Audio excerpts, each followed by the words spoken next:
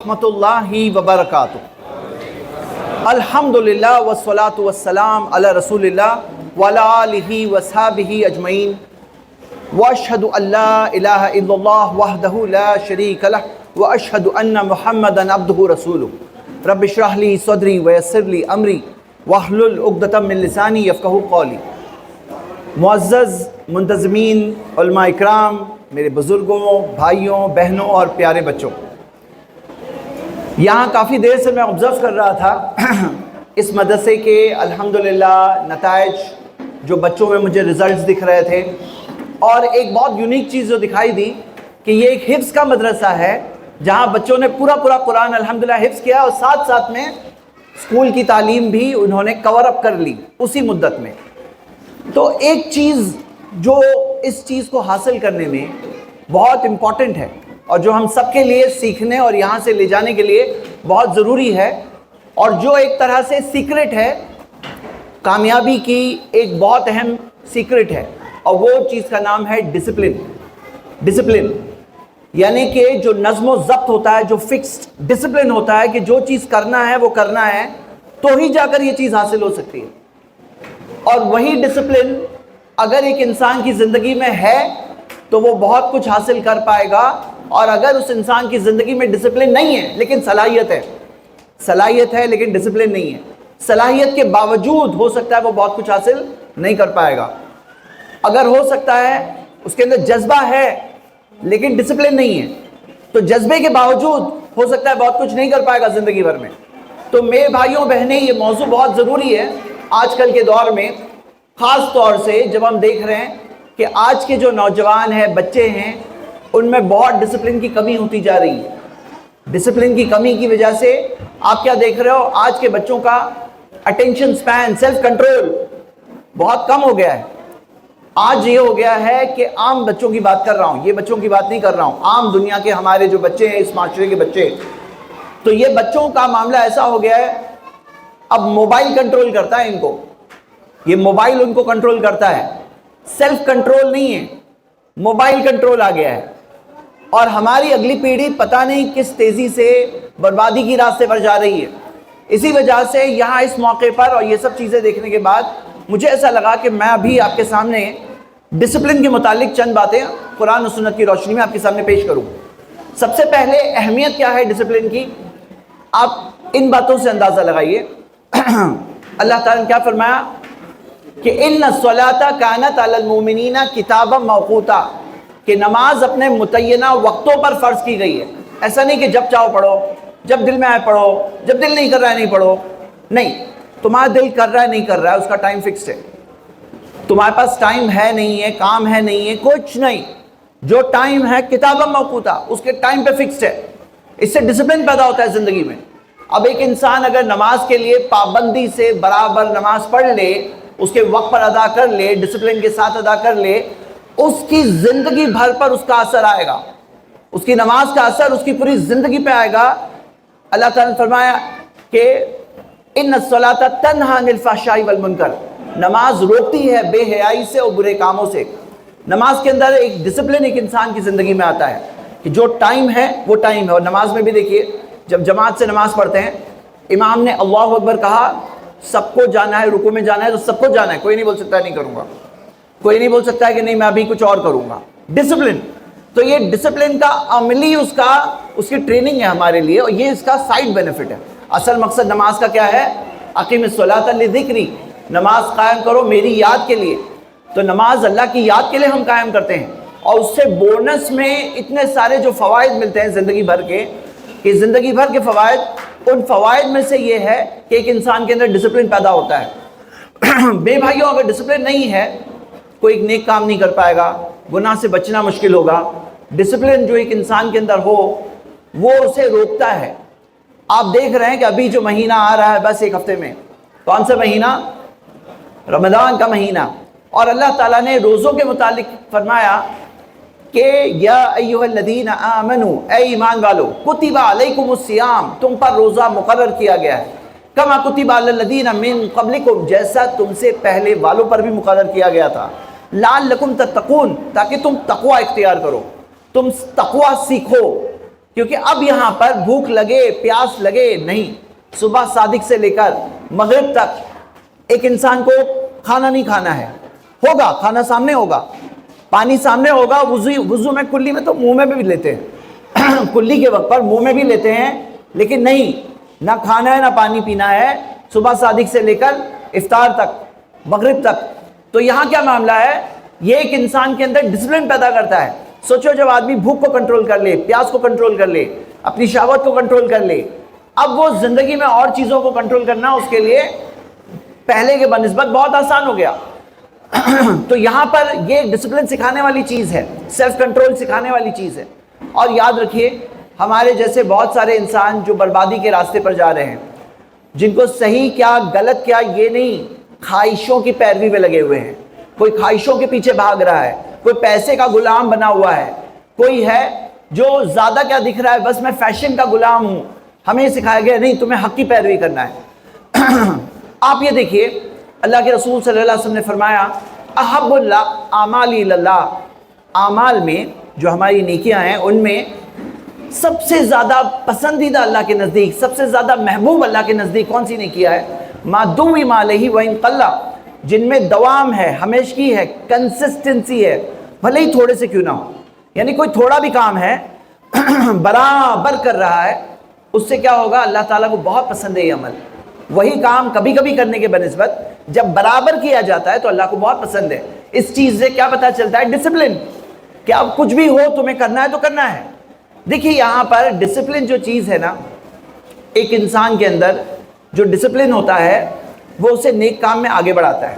ایک ہوتا ہے جذبہ، حوصلہ، موٹیویشن، کہ ایک انسان میں جذبہ آ گیا لیکن جذبہ ڈاؤن بھی ہوتا ہے، اور اس وقت پر گاڑی چلانے والی چیز ہوتی ہے اس کا ڈسپلن۔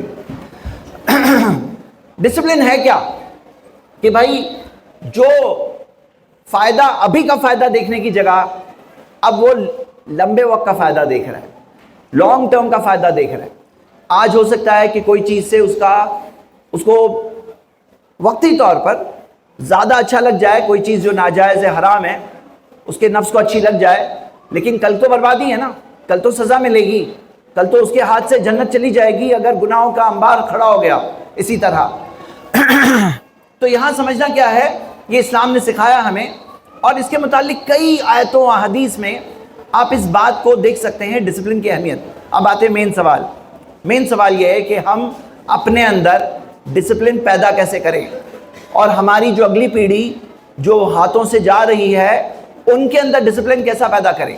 تو میں یہاں پر خاص فوکس بچوں کے اعتبار سے بتانا چاہتا ہوں عام طور پر، تاکہ ماں باپ بچوں کے اندر ڈسپلن کیسے پیدا کریں یہ جاننا بہت ضروری ہے۔ دیکھیے سب سے پہلی چیز، ماں باپ کو بچے جو دیکھتے ہیں کس کو دیکھتے ہیں؟ ماں باپ کو دیکھتے ہیں۔ کتنی چیزیں ایسی ہوتی ہے جو ماں باپ کہتے نہیں ہیں، بغیر کہے بچے سیکھ جاتے ہیں۔ عمل جو ہوتا ہے نا ایک انسان کا، وہ زبان سے بھی زوردار بیان دے دیتا ہے، اور وہ عملی بیان جو ہوتا ہے اس کا زیادہ اثر پڑتا ہے ایک انسان پر۔ تو اگر ماں باپ کے اندر خود ڈسپلن نہیں ہے اور ماں باپ کہیں گے بیٹا بہت ڈسپلن کے ساتھ زندگی گزارنی چاہیے، تو اس چیز کا شاید اتنا اثر نہیں ہوگا۔ ہو سکتا ہے وہ بچہ اس بات کو اس طرح سے نہیں فالو کر پائے گا۔ حالانکہ ہم بچوں سے کہیں گے کچھ بھی ہو جائے تمہیں تمہاری قبر میں جانا ہے، تم یہ سوچو تمہیں تمہاری قبر میں جانا ہے، اور بلکہ ماں باپ کے لیے صدقہ جاریہ بننا ہے، تو اگر پچھلی پیڑھی میں نہ بھی ہو تو تمہیں تو ڈسپلن سے ہی کام لینا ہے۔ لیکن ہم ماں باپ سے کہیں گے کہ پیچھے مت رہو بھائی، آگے بڑھو، اپنے اندر ڈسپلن پیدا کرو، نہیں ابھی تک تو ابھی جلدی آؤ۔ کس نے کہا کہ انسان بدلتے نہیں ہیں؟ کس نے کہا کہ انسانوں کی عادتیں نہیں بدلتی؟ یہ انسان جو ہوتا ہے نا اللہ کی مرضی و مدد سے چینج ہوتا ہے، سدھرتا ہے، سنورتا ہے، اور یہ بات ہم دینی اعتبار سے ثابت مانتے ہیں۔ بعض لوگ کہتے ہیں نہیں، fix mindset, fix mindset یعنی جیسا میں ہوں میں ویسے ہی مرتے دم تک رہوں گا۔ ہم کہتے ہیں اللہ توفیق دیتا ہے، ایک انسان سدھرتا ہے، یہدی الیہ من اناب، اللہ اسے ہدایت دیتا ہے جو اللہ کی طرف پلٹتا ہے۔ تو یہ ہو گئی پہلی بات، ماں باپ اپنا بھی محاسبہ کریں انشاءاللہ۔ دوسری بات، بچوں کے اندر ڈسپلن کیسا پیدا کریں؟ آپ کو میں ایک بات بتانا چاہتا ہوں، ذرا سوچو۔ بچہ کہتا ہے چاکلیٹ چاہیے، اور ماں باپ میں بعض ماں باپ ہوتے ہیں یہ لو چاکلیٹ، کھلونے چاہیے، یہ لو کھلونے، یہ چاہیے یہ چاہیے یہ چاہیے یہ چاہیے، یہ لو یہ لو یہ لو۔ اب یہاں کیا ہوتا ہے، ہمارے اندر دو چیزیں ہوتی ہیں، ایک مطلب چیزوں میں سے، جذبات میں سے، احساسات میں سے دو اہم احساسات کی میں بات کر رہا ہوں۔ ایک ہوتا ہے جو ایک انسان کے اندر چاہت، یہ چاہیے یہ چاہیے یہ چاہیے، اور ایک کنٹرول، نہیں رکو رکو۔ اب یہاں پر جو مسلز بڑھیں گے، مضبوط ہوں گے، وہ غالب ہوں گے۔ مطلب کیا، بچے کو ایسا نہیں ہونا چاہیے جو چاہتا وہ مل جاتا ہے، یہ چاہا یہ ملا، یہ چاہا یہ ملا، یعنی کہ اب کنٹرول والا معاملہ، کنٹرول والا کہ نہیں رکو، یہ معاملہ اگر نہیں ہے، اس وجہ سے اس کا ڈسپلن ٹوٹتا ہے۔ یہ جو انسانوں کے بیہیویئرل سائیکالوجی کی بات ہے، اس میں یہ بات دیکھی گئی ہے کہ جب بچے کو عادت ہو جاتی ہے، سب جو مانگے مل رہا ہے، اب زندگی بھر ملے گا، ایسا دیکھا جاتا ہے۔ چھوٹا بچہ جب پیدا ہوتا ہے تو ماں باپ، دادا دادی سب لوگ مل کر اس کو بہت جو چاہیے دیتے ہیں، پھر تھوڑے دنوں میں جب باؤنڈری سیٹ نہیں ہوتی نا، باؤنڈری، تو بچہ خود پریشانی کا ذریعہ بن جاتا ہے، اور ماں باپ سوچتے ہیں ارے کیا کرے ابھی بچہ۔ ایسے بچوں کے کیس آپ نے شاید دیکھا ہوگا، خاص طور سے آج کل بڑھتے آ رہے ہیں ایسے کیسز، اس لیے بڑھتے آ رہے ہیں کیونکہ بچے کم پیدا ہو رہے ہیں آج کل، اسی وجہ سے جو ہمارے دین اسلام میں ہمیں تو تعلیم کیا ہے وہ آپ جانتے ہیں۔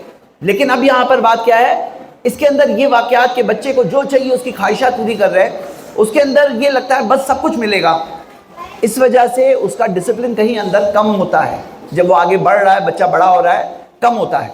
اسی وجہ سے ماں باپ کو ایسا نہیں بننا چاہیے، پہلے تو باؤنڈری سیٹ کرنا چاہیے، جیسے آداب کی باؤنڈری، بڑوں سے کیسے بات کرنا ہے، کچھ بھی ہو یہ نہیں چلے گا، کچھ بھی ہو یہ نہیں چلے گا، باؤنڈری ہے، حقوق کی باؤنڈری ہے، یہ تمہارا ہے۔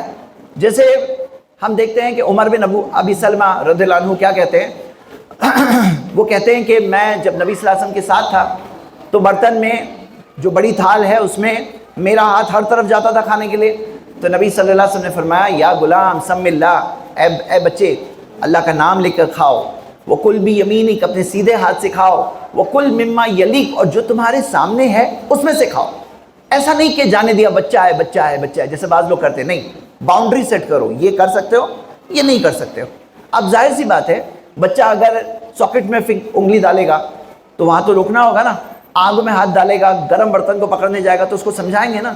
اب یہ کئی چیزیں ہوتی ہیں جو بچے کو روکنا ہی ہوتا ہے، لیکن جو بچوں کو لمٹ نہیں سکھائی جاتی ہے وہ لوگوں کو آگے ڈسپلن ان کے اندر ڈالنا لانا بڑا ٹف ہوتا ہے میرے بھائیوں۔ تو یہ ہو گئی ہمارا دوسرا پوائنٹ، کیسے کس چیز کا ڈسپلن پیدا کیسے کرے۔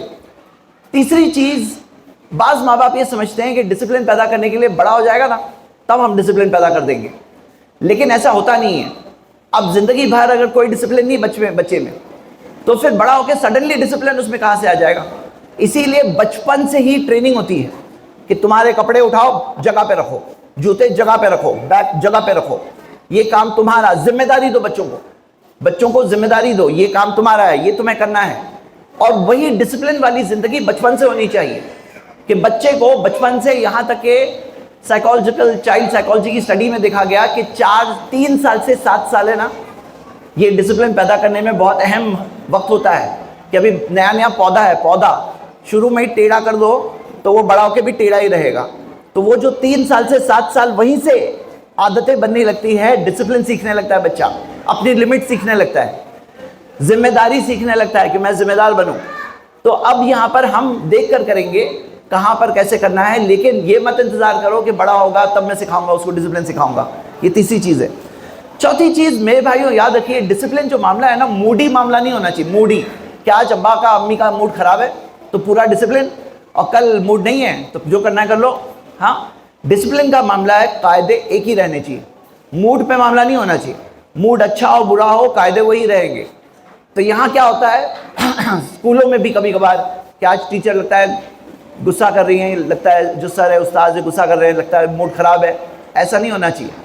ڈسپلن میں ایک ہی رہنا چاہیے، قاعدہ کنسسٹنٹ رہنا چاہیے، ہمیشہ وہی قاعدہ رہنا چاہیے۔ اچھا، قاعدہ ایسا نہیں ہونا چاہیے کہ ابھی میں نے نیا قاعدہ بنا لیا اور ابھی میں تم پہ نافذ کر رہا ہوں۔ نافذ کرنے سے پہلے قاعدہ بتا دینا چاہیے کہ بچوں کو پتا ہو قاعدہ کیا ہے، تاکہ قاعدہ کیا ہے، نظم و ضبط ہے کیا، وہ پتا ہو، پھر مینٹین رکھیں گے۔ ڈسپلن مینٹین رکھنے میں ایکسپیکٹیشن کیا ہے، چاہتے کیا ہیں، بتانا کیا ہے، وہ ایک چیز طے ہو پہلے سے کہ یہ نظم و ضبط ہے، پہلے سے اطلاع دے دینا، پہلے سے بتا دینا۔ اس سے کیا ہوتا ہے، وہ چیز کی ایکسیپٹنس دل میں پیدا ہوتی ہے، اور پھر کیا ہوتا ہے، بچہ ذہنی طور پہ تیار ہوتا ہے کہ اچھا یہ کرنا ہے۔ دیکھیے اس میں بہت ضروری یہ ہے کہ ایسا نہ ہو کہ کبھی ہم پوری طرح سے آزادی دے رہے ہیں، اب سارے قاعدے توڑ والو آج، پھر کل جا کے میں پکڑ لوں گا ایک ایک کو، ایسے نہیں ہونا چاہیے۔ جو نظم و ضبط ہے وہ رہے گا، برقرار رہے گا، مینٹین رہے گا۔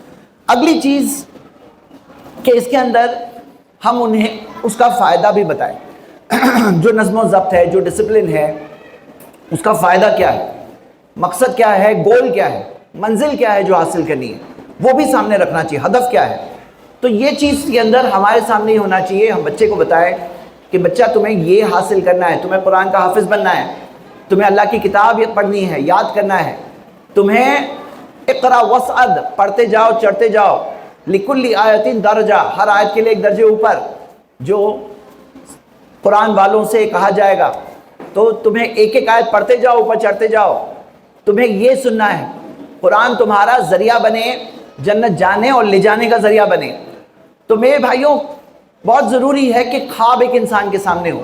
اب آپ دیکھو کہ مثال کے طور پر، اور میں نے یہ چیز ابھی دیکھی حال میں، ایک بچے کو میں جانتا تھا، بچہ ایسا کہ 1000 سمجھاؤ کچھ نہیں سمجھ رہا ہے، کتنا بھی ڈسپلن کے بارے میں سمجھاؤ نہیں سمجھ رہا ہے۔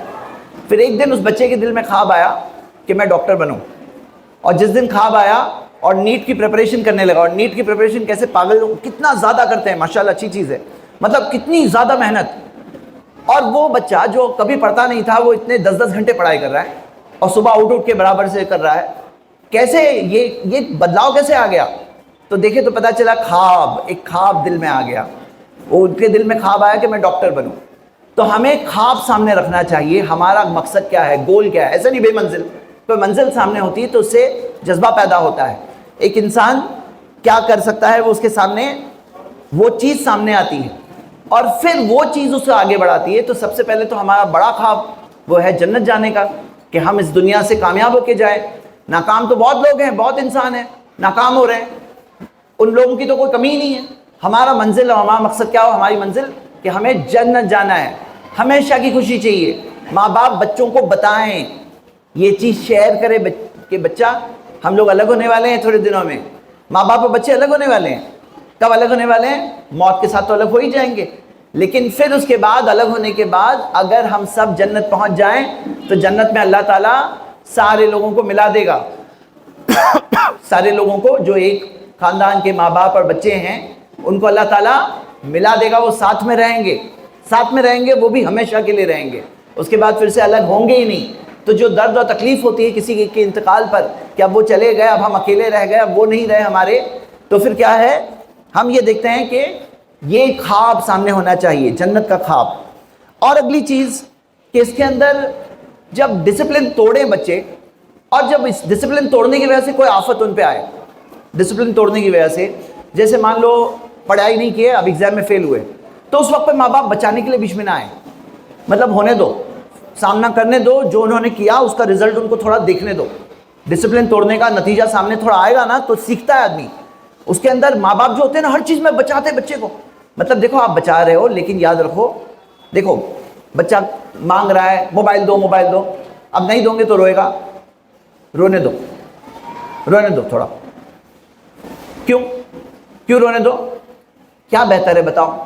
کل بچہ بگڑ جائے، اس کے اندر کوئی سیلف کنٹرول نہ رہے، موبائل کا غلام ہوا۔ پتہ ہے آج سوشل میڈیا کیسا ڈیزائن کیا گیا ہے، چھوڑتے نہیں ہیں، ہاتھ میں آ جائے نا چھوڑتے نہیں ہیں بچے، پورا ایڈکشن ہو جاتا ہے، ہاتھ میں آنے مت دو پلیز۔ اور بچوں سے ہم کہتے ہیں کہ آپ کچھ کرنا چاہتے ہو، کچھ بننا چاہتے ہو، تو اس کے غلام بنو گے نا موبائل کے تو کچھ نہیں کر سکتے، خواب رہے گا، اس کے غلام مت بننا۔ تو روکو، اور یاد رکھو اس کا مطلب یہ نہیں کہ میں کہہ رہا ہوں سخت بن جاؤ، سخت دل نہیں، ہم کہہ رہے ہیں رحم کے ساتھ، پیار کے ساتھ، محبت کے ساتھ، نرمی کے ساتھ، لیکن فرم قاعدہ ہوتا ہے، رحمت بھی ہے، پیار بھی ہے۔ ہم یہ نہیں کہہ رہے برتاؤ میں سخت ہو جاؤ، نہیں، نرمی کا معاملہ کرو، ارحموا من فی الارض یرحمکم من فی السماء، یہ بھی ہمارا رحم ہے کہ ہم بچے کو روک رہے ہیں اس سے۔ دیکھو سمجھ لو اس بات کو، کیونکہ کچھ ماں باپ بگاڑتے ہیں، اور بچوں کو بھی سمجھنا چاہیے ماں باپ ہمارے بھلے کے لیے کر رہے ہیں، ہمارے بھلے کے لیے کر رہے ہیں۔ اس کے اندر ضد کر کے یہ نہیں کہنا چاہیے، یہ نہیں سوچنا چاہیے ہمارے جیسے کہ دشمن ہو گئے ماں باپ، اور ماں باپ کو اس کے اندر بچہ جو چھوٹا ہے اس کو ابھی بھی سمجھ میں نہیں آ رہا ہے، اور میں بچہ بول رہا ہوں نا، پتہ ہے کالج تک کے بچے ہاں کالج بھی بول رہا ہوں بچے، لیکن حقیقت میں آج اتنا پاگل پن آ گیا ہے نا کہ اس کے اتنے خطرناک انجام ہے نا میرے بھائیوں، سوچ نہیں سکتے. ہاں تو یہ بات کا بہت اہم بات ہے. اور اس کے اندر ہم ایک اور چیز، جب وہ اچھا کرے تو اس کی کوشش کی تعریف کریں. یعنی کہ ذہانت بھی ایک اپنی جگہ پر ہے، لیکن کوشش کی خاص تعریف کریں کہ جو کوشش کی ہے. اور یہ ساری چیزیں ہیں جو چند باتیں میں نے آپ کے سامنے رکھی. اصل بات یہ ہے، ہمارا اصل مقصد ہمارے سامنے ہے جو ہے جنت. تو پھر ہم خود حالات کے اعتبار سے کیا کیا اور کرنا ہے سوچیں گے، سمجھیں گے، اپنے اعتبار سے کچھ راستہ نکالیں گے. کوئی چیز چلے گی، کوئی چیز نہیں بھی چلے گی، تو نہیں چل رہی ہے تو چینج کریں گے، کیونکہ ہمارا مقصد ہے کہ ہم منزل تک پہنچیں. اور یقیناً اصل مقصد ہے قوا انفسکم واہلیکم نارا، بچا لو اپنے آپ کو اور گھر والوں کو جہنم کی آنکھ سے. اللہ سے دعا ہے اللہ ہم سب کو نیک راستے پر قائم رہنے اور اپنے آگے کی پیڑھیوں کو بھی وہ نیک راستہ بتانے، ان کی تربیت کرنے کی اللہ ہمیں توفیق عطا فرما. آمین. وآخر دعوانا الحمد للہ رب العالمین.